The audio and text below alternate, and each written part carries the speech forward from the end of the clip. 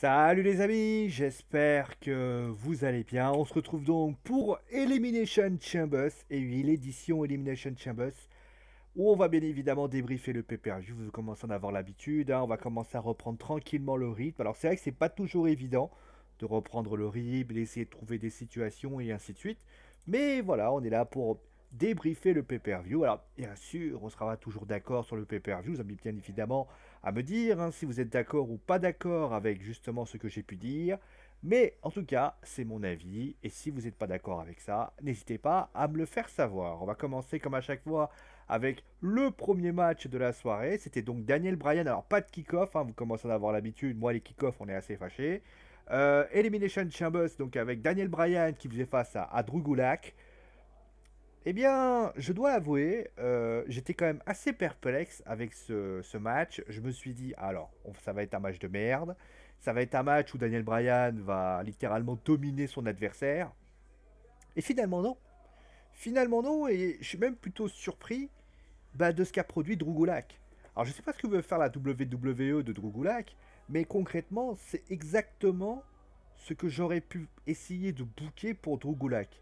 C'est-à-dire utiliser entre guillemets les capacités techniques et tactiques de Brian pour essayer littéralement de faire mal à son adversaire. Je mets la porte parce que c'est pas la musique dehors, ça fait un peu chiant. Voilà. Concrètement, je trouvais que c'était quand même assez bien. Franchement, mettre en avant Drew Gulak était vraiment une excellente idée. Déjà, on va commencer à dire ça.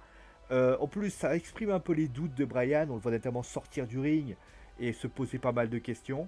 Ça, j'ai plutôt apprécié. Après, le match était assez technique, assez de bonne qualité quand même. Franchement, ça m'a fait aussi penser un peu à l'adulte amateur avec pas mal de prises de soumission. On essayait de mettre à mal son adversaire. Franchement, on dit souvent qu'un match a besoin de révéler une superstar. Et je pense que le petit regard de Daniel Bryan envers Drew Gulak est très révélateur. Drew Gulak a forcément, on va dire, récupéré des points dans ce match-là. Voilà, c'est mon avis là-dessus. Après, si vous n'êtes pas d'accord, vous avez bien évidemment à me le dire. Bon, après cela, on a eu Humberto Carrillo qui faisait face à Andrade. Alors, c'était un match qui était donc un match qui existait déjà bien avant. C'était un match où, donc, le problème, on va dire, c'est que j'ai du Angel Garza dans ce match. Alors déjà, Angel Garza, je sais pas où il était. Déjà, on va commencer par ça. Mais comment vous expliquer? Moi, j'ai un léger problème. C'est que si tu me fais un match précédent où tu as finalement le final qui ressemble, où tu as finalement un booking qui ressemble, avec une technique qui ressemble. Alors certes, c'est du handladé, donc on va toujours avoir quelques petites différences de technique, de tactique, mais au final, si tu te fais une succession de roll-up où tu as l'impression que tu sais que Andrade va s'en sortir, ou plutôt va subir la même chose que le cousin d'Angel Garza, bah, j'ai envie de te dire, bah non, ça m'intéresse pas. Ça ne m'intéresse pas et j'ai même envie de te dire, ça ne m'intéresse pas et j'ai même pas envie de suivre ce qui s'est passé. Voilà un petit peu mon point de vue là-dessus. Je suis assez déçu quand même de ce match. Je m'attendais réellement à ce que Andrade sorte le grand jeu. Au contraire, il a été très minimaliste. Humberto Carrillo a essayé de faire ce qu'il pouvait et il a fait une prestation. Alors après, le match n'est pas dégueulasse, mais il innove pas en fait. C'est pas original. Il n'y a rien d'intéressant à ce qui aurait pu arriver. Alors que moi, de mon point de vue, il aurait dû être original, il aurait dû être impactant, il aurait dû c'est du Mexique, honnêtement, c'est la lucha libre. Andrade est capable de faire des matchs bien meilleurs que ce match-là où c'était juste du stiff à mettre des coups de pied, telles choses. Honnêtement, il n'y avait rien d'intéressant. Et clairement, on avait un remake et un original. Moi, je suis désolé, l'original m'a beaucoup plus plu que ce match-là, qu'on soit clair là-dessus. Voilà. On passe à la suite avec donc le titre par équipe de SmackDown, donc Elimination Chambers. Alors, il y a pas mal de choses à dire, donc j'ai plutôt fait un top et flop. Euh, on va commencer tout d'abord avec les tops. Avec d'abord, franchement, un super match. Voilà, c'était un match excellent. J'ai adoré ce match. Honnêtement, euh, si ça avait été à WrestleMania, j'aurais signé direct. D'ailleurs, je verrais bien ces six équipes s'affronter pour WrestleMania, avec une échelle entre les tous. Parce que là, tu as clairement quelque chose à mettre en place par rapport à ça. Au moins les quatre équipes, si tu veux que Otis et une rivalité avec Ziggler. À la limite, si tu mets les Lucha House Party qui ont été très bons, tu mets Otis qui d'ailleurs a traversé, c'est la première fois que ça arrive d'ailleurs, a traversé la cage et a fini à l'extérieur, et Tucker qui a fait un super match. Les Usos égal à eux-mêmes.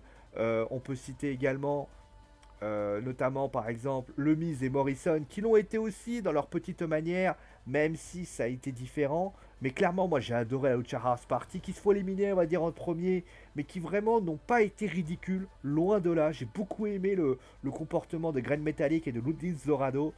Et puis bah concrètement, bah, les Usos c'était très bon. Franchement, il y avait vraiment du très très haut level par rapport à ça. Les seules équipes qui m'ont déçu, bah finalement c'est les New Day. C'est la seule équipe d'ailleurs, c'est pas les seules équipes, c'est la seule équipe, c'est les New Day que j'ai trouvé en deçà, voilà, pas du tout là, pas du tout dans le bon rythme. À part les éliminations qu'ils ont fait, ils n'ont pas fait grand chose. D'ailleurs, en parlant des. Justement, j'ai dit, il y a pas mal de bumps. Ils ont bien utilisé la chambre. Concrètement, c'est ça que j'attendais réellement. En montant sur la chambre d'élimination, ils ont vraiment fait du très très bon boulot. Moi, j'ai vraiment apprécié ce match. J'ai vraiment pris du plaisir à suivre ce match. Et j'ai envie de te dire, bah voilà, honnêtement, certes, il y aura peut-être un Uso contre The Hot Sheet, c'est-à-dire Morrison et le Miz, mais je pense qu'on peut mettre un match à 4 avec des échelles parce que il y a vraiment du boulot à travailler, il y a vraiment quelque chose à bosser par rapport à ça. Sincèrement, moi j'ai vraiment adoré ce match. Voilà quand même une chambre d'élimination qui est bien utilisée. Et je pense que ça méritait dans le main event parce qu'ils nous ont extrêmement bien divertis. Bon, ensuite on a eu Aleister Black contre AJ Styles. Alors, certains vont me dire que je me la pète, mais il y avait quand même on va dire une sacrée proportion à ce que s'il y a disqualification, c'est-à-dire troisième homme. Troisième homme aujourd'hui, c'est quoi? C'est l'Undertaker. On va dire, si tu fais une revanche entre Aleister Black et AJ Styles, tu te doutes bien qu'à un moment donné, il y a l'Undertaker qui va arriver. D'ailleurs, c'était pour ça qu'il n'était pas là à Raw. Maintenant, qu'on soit clair sur un point. Si tu veux faire un match avec un booking, moi j'ai envie de dire, tu voulais que ce match ait lieu. Pourquoi tu ne t'es pas dit, ne serait-ce qu'une seconde? Parce que, en fait, le problème de ce match, je vais vous dire la vérité, c'est qu'on a le sentiment que c'est un match sans disqualification, mais qui aurait pu être un match simple, avec peut-être des interventions extérieures, en fait. C'est-à-dire que, je vais la faire courte, à un moment donné, dans le match qu'on a eu à Raw, il y avait un grand tête match, et honnêtement, enfin, c'était pas dessiné comme tel, mais on avait à peu près compris le principe, et sincèrement, on avait kiffé. J'avais kiffé parce que il y avait de l'émotion, il y avait de l'envie, il y avait Aleister Black qui sortait vraiment des bons matchs, etc., etc. Moi, ce que je me suis dit, eh ben, ils vont faire quoi? Ils vont faire un peu la même chose. Alors, ça va être un peu redondant, j'en conviens, mais il va y avoir Aleister Black, il va y avoir Buddy Murphy, il va y avoir Aleister Black, il va y avoir l'autre côté, Luke Gallows qui va vouloir y aller, il va y avoir Carl Anderson, quitte à ce que AJ apparaisse, et justement que on essaie d'y aller et que AJ concrètement, eh ben, il se passe telle chose. Et il s'avère que ce n'est absolument pas ce qui s'est passé puisque, eh bien, Aleister Black a affronté AJ Styles tout seul, il se fait mal au genou. Alors c'est bien, mais à un moment donné, c'est un match en disqualification. Le but du jeu, à la limite, c'est pas de vouloir jouer avec un genou en vrac pendant 20 minutes. C'est un peu casse-couille, quoi. Et qui plus est, l'intervention des O6 a été très minimaliste. C'est juste à la fin qu'il intervient. Et donc forcément, la disqualification, elle est qu'un but, c'est de faire venir l'Undertaker. Moi, clairement, l'Undertaker, il serait pas venu. Ça m'aurait fait chier parce que clairement, il faut continuer la rivalité. Mais est-ce qu'il y avait peut-être besoin de le faire par rapport à ça? Voilà. Je me pose la question. Après, c'est la victoire de Aleister Black, alors tant mieux. Mais voilà, c'est vraiment un match que j'ai pas du tout apprécié. Et c'est vraiment un match que j'ai envie d'oublier. L'autre match ensuite que je vais citer, c'est les Street Profits qui ont affronté donc Seth Rollins et Buddy Murphy. Bah, j'ai envie de te dire, le match à Raw est bien meilleur. Le match à Raw est bien meilleur. Alors, surtout que l'intervention de Kevin Owens, alors si tu enlèves les popcorn, il n'y a rien d'autre. Pourquoi tu fais pas ce match à Chambers? Pourquoi tu as besoin de le faire à Raw? Alors tu vas me dire, oui, mais parce qu'il faut une revanche. D'où tu as une revanche? D'où tu as une revanche? Le Fiend a perdu son titre face à Goldberg. Ou est-ce que tu as vu qu'il a demandé une revanche? Il est allé du côté de John Cena. À la limite, fais ce match-là. Et à ce moment-là, Kevin Owens et Seth Rollins auraient fini par s'affronter d'eux-mêmes à WrestleMania. Le problème était réglé. Et là, on aurait pu dire, ah tiens, le mec a des popcorns, c'est nouveau, c'est novateur. Eh ben non, tu te retrouves avec un match où je suis désolé, et ben ce match-là n'était pas bon. C'était un match qui n'était pas bon, concrètement. Et ça, franchement, manque de rythme. Il n'y a rien d'intéressant dans ce match. Certes, alors, il y a eu quelques moments de rythme, notamment avec Dawkins, avec Ford. Il n'y a pas eu un match tag team classique, mais c'était pas très très loin. Mais clairement, le match de Raw est bien meilleur, excusez-moi. C'est quand même incroyable que le show rouge a fait meilleur. D'ailleurs, tous les revanches qui ont eu lieu à Chambers ont tous été pourris pour une raison simple, c'est qu'on avait la marge de comparaison, et cette marge de comparaison a donné ça, concrètement. C'est du délire ce qui s'est passé. Voilà. Bon, on va continuer. Alors, il n'y a pas eu beaucoup de matchs, hein, je vous préviens, ça, la vidéo débriefing ne va pas durer très longtemps. On va continuer avec Strowman.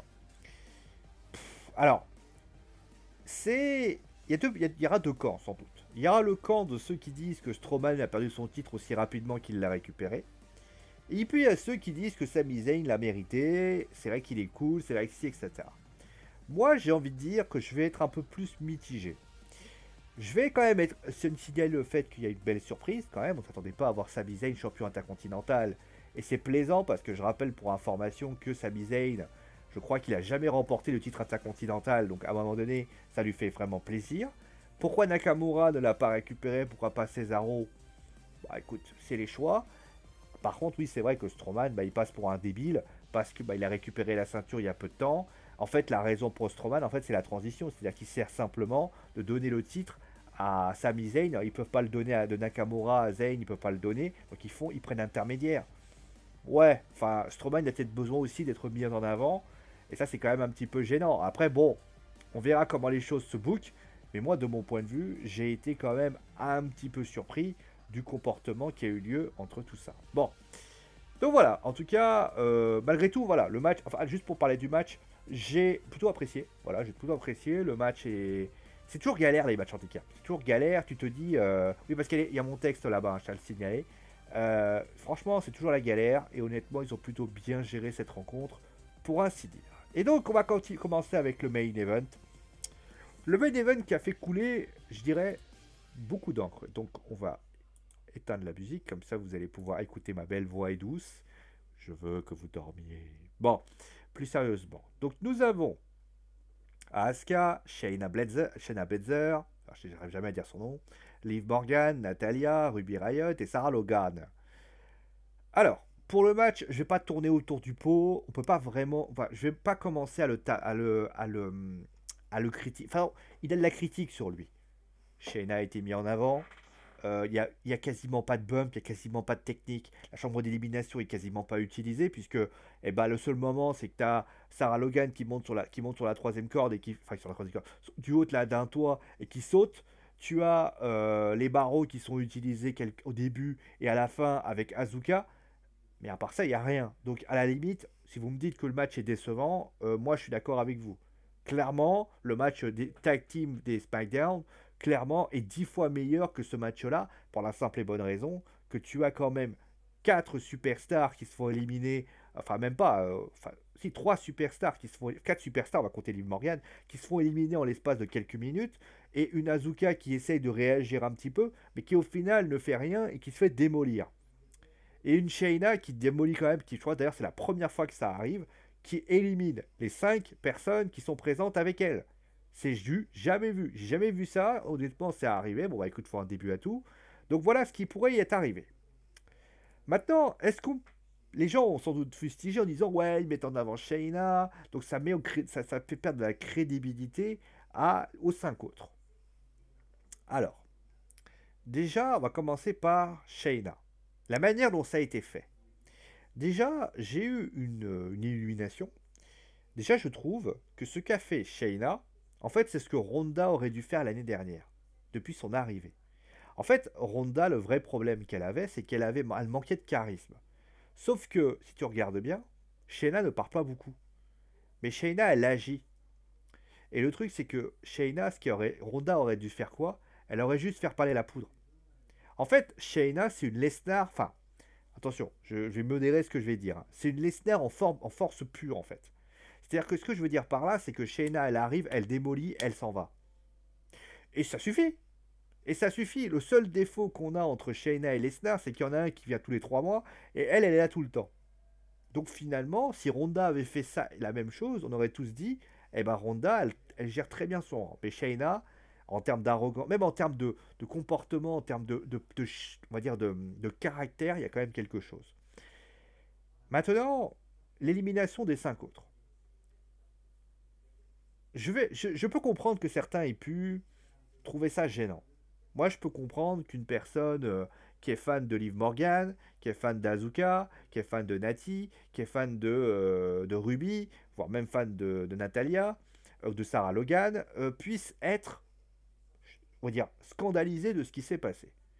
Maintenant, faut aussi prendre de la distance. Moi, j'aime bien prendre de la distance parce qu'il faut savoir aussi reconnaître qu'il y a des matchs, les gens, ou par exemple, il y a du booking. Et le booking, des fois, ça va avantager votre lutteuse ou votre lutteur, et des fois, ça va désavantager votre lutteuse ou votre lutteuse. La réalité dans ce match, si on le prend dans la globalité, qu'est-ce qu'on remarque? On remarque déjà, on va prendre on prend un tournoi. Et ce tournoi, tu vas mettre 6 personnes. D'accord? Tu vas mettre 6 clubs, à la limite 6 clubs. Ça va être très simple. Tu mets le PSG, tu mets, allez, on va être gentil, Shayna, on va considérer que c'est Lille. Enfin, tu mets Shayna qui est le PSG. Tu mets Azuka qui est entre guillemets Lyon. Voilà, Lyon. Parce que c'est un peu celui qui titille le deuxième de Ligue des Champions. Et puis après, tu mets Amiens, tu mets Dijon, tu mets. Qu'est-ce que je peux citer comme club encore? Amiens, Dijon. Je sais pas de nom. Amiens, Dijon. euh, Pas Monaco, Monaco non. Brest et Reims. Voilà, j'ai cité les 6. Hein. J'ai mis Reims parce que c'est club en devenir, etc. Bon, allez, Nantes. Non, pas Nantes, Nantes sont bien. Bon, allez. Voilà. Ou allez, on va considérer Azuka comme Rennes. Rennes un peu, voilà. Donc au final, tu as 6 équipes. Tu as ces 6 équipes. On va mettre Lyon, voilà. Bon, vous avez compris, hein, voilà, vous avez compris l'exemple. C'est 6 personnes. Et tu leur dis, voilà, vous devez gagner. À vous de faire en sorte que vous gagnez. On dit bien d'accord que Lyon peut battre le PSG. Mais Reims, Dijon, c'était qui? Brest et le dernier que j'ai cité, Amiens. Vous refaites le match 20 fois. Il n'y a aucune chance qu'ils gagnent. Parce que derrière nouvelle, le PSG est trop fort. Donc c'est ça ce qui s'est passé. Donc l'objectif de ce match était de faire quoi? Était de prouver à nous, spectateurs, à ceux qui ne connaissent pas Shayna, parce qu'il y en a beaucoup qui ne suivent pas NXT, que Shayna, c'est pas juste une meuf qui a mordu et puis d'un seul coup c'est barré. Surtout qu'il y avait eu des rumeurs qui disaient que Vince McMahon ne croyait pas beaucoup en Shayna Baszler. Finalement, il fallait que finalement on fasse passer un message aussi. Cette meuf là, excusez-moi de te dire ça, c'est pas la petite gun du coin, c'est pas la petite débile du coin. Je veux dire, quand elle va arriver, vous allez la sentir arriver. Donc finalement, ça peut se comprendre la manière. Mais il y en a certains qui peuvent trouver ça choquant. Pourquoi? Bah, ça vous fait pas penser à quelqu'un? Ça commence par les, ça finit par nar. Donc forcément, il y a à peine un mois et demi, il y a eu la même chose. Je peux comprendre que ça a pu, on va dire, frustrer certains. Parce que oui, moi je suis supporter de Azuka, je me dis, mais c'est bon, on a eu ça pour les garçons, vous refaites ça pour les filles, c'est bon. Mais c'est pas totalement la même chose. Parce que vous vous doutez bien que Shayna, et il y avait 5 personnes, il y avait, franchement, alors je sais que certains vont me dire, mais des fois quand je vois certains pronostics, vous me dites, vous pensez qu'ils vont gagner. À un moment donné, j'ai eu Chris Statland. Chris Statland est à la AEW, donc déjà, vous êtes hors sujet. Mais le plus important, c'est que, ils m'ont dit Liv Morgan. J'ai eu du Natalia, du Liv Morgan. Sans déconner, est-ce que vous pensez sincèrement, en y réfléchissant bien, que Shayna peut perdre face à Liv Morgan? Je sais pas, elle a battu Kerry Sane, elle a battu Azuka, si je me souviens. Ah non, elle n'a pas battu Azuka, puisqu'Azuka a perdu par forfait. Elle a battu Kerry Sane, elle a battu Bianca Belair, elle a battu. Il a fallu quand même l'arrivée de Rhea Ripley Vous avez vu quand même le physique de Rhea Ripley, tu vois, c'est pas la meuf de dans le coin. Et la meuf, elle a battu Becky Lynch chez Charlotte Flair sur un triple threat à Survivor Series. Vous pensez réellement que l'une des quatre... Asuka, peut-être. Vous pensez réellement que Natty, que Liv, que Ruby, que Sarah peuvent battre Shayna. Alors vous allez dire, oui, mais c'est du catch, tout est possible. Ok, oui, alors très bien. Sauf que là, ce que vous me dites là, c'est qu'il faut quand même être un peu logique dans votre booking. C'est-à-dire que si votre booking, il est à chier, excusez-moi de parler comme ça, mais vous n'arriverez pas. Mais voilà, moi c'est la réalité. Maintenant, le bémol que je peux, on va dire, ne pas accepter, il est sur un point. Il est sur le point que, bah, je vous le donne en mille, hein, je ne vais pas tourner autour du pot, hein. Ça a duré un poil trop long. Je m'explique. Shayna arrive, démolit les trois, et au final, elle reste toute seule. Alors déjà, super idée d'avoir mis les micros à l'intérieur, c'était nul. Ah, voilà. Mais le problème, c'est que tu veux faire ça. Je crois pas. Sauf que ça fait durer 2 minutes à Shayna où elle ne fait rien. Elle est comme ça, elle essaie de regarder. Elle va voir Liv. Liv, t'as l'impression qu'elle te pointe parce qu'elle sait pas ce qu'elle doit faire. La meuf, elle est méga stressée. Azuka te crie dans les oreilles. Tu sais même pas ce qu'elle dit parce qu'elle te parle en japonaise. Ou clairement, où t'as Shayna qui va la voir en mode hey, t'as vu, hein, t'as vu ce que j'ai fait, t'as vu ce que j'ai fait. On se fait chier à ce moment-là. Pourquoi tu la mets pas en sixième? Attendez, la caméra commence à se. Voilà, c'est bon. Pourquoi tu la mets pas en sixième? Un sixième, elle arrive, elle démolit les cinq et on n'en parle plus. Bah non, il faut que tu mettes, faut que tu la mettes en quatrième. Donc résultat, t'as les trois qui sont démolis en 5 secondes, pour pas dire 5 minutes. En 1 minute, t'as les trois qui dégagent.